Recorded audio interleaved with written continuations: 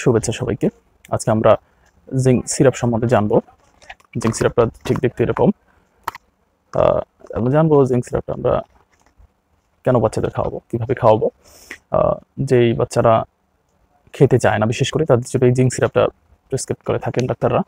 তো সেহেতু আমরা আজকে জানতে পারবো জিঙ্ক সিরাপটা নির্দেশনা সম্বন্ধে, কেন আমরা এই জিঙ্ক সিরাপটি খাওয়াবো।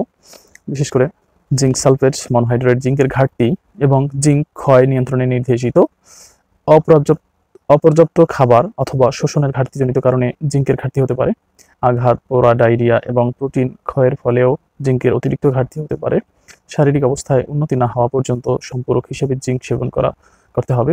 তবে তীব্র শোষণের ঘাটতি জিঙ্ক শোষণজনিত ব্যাধি অথবা জিঙ্কের ক্ষয় নিয়ন্ত্রণে দীর্ঘদিন পর্যন্ত নিতে পারে। এখন জানবো কিভাবে আমরা এই জিঙ্ক সিরাপটি বাচ্চাদের খাওয়াতে পারি বা আমরা গ্রহণ করতে পারি। সেবন বিধি: 10 কেজির নিচের শিশুদের ক্ষেত্রে 5 মিলি 1 চা চামচ দৈনিক 2 বার খাওয়াতে হবে। 10 কেজি থেকে 30 কেজি পর্যন্ত শিশুদের জন্য 10 মিলি বা 2 চা চামচ দৈনিক 1 থেকে 3 বার খাবারের পরে খেতে হয়। প্রাপ্তবয়স্ক এবং 30 কেজির ঊর্ধ্বে শিশুদের জন্য 20 মিলি বা 4 চা চামচ দৈনিক 1 থেকে 3 বার খাবারের পরে। আহারের 1 ঘন্টা পূর্বে অথবা 2 ঘন্টা পরে সেবনের এই ওষুধটি তার সর্বোচ্চ কার্যকারিতা দেখায়। পরিপাকতন্ত্রের সমস্যা হলে এটি আহারের সাথে ব্যবহার করা যেতে পারে।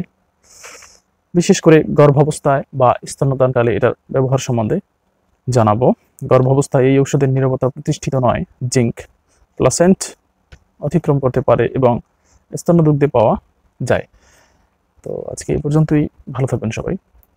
আমার এই ভিডিওটি যদি আপনাদের ভালো লেগে থাকে তাহলে আমার চ্যানেলটি সাবস্ক্রাইব করুন এবং বেল আইকনটি বাজিয়ে রাখুন, যাতে পরবর্তী ভিডিওগুলো আপনারা পেতে পারেন। ধন্যবাদ সবাইকে।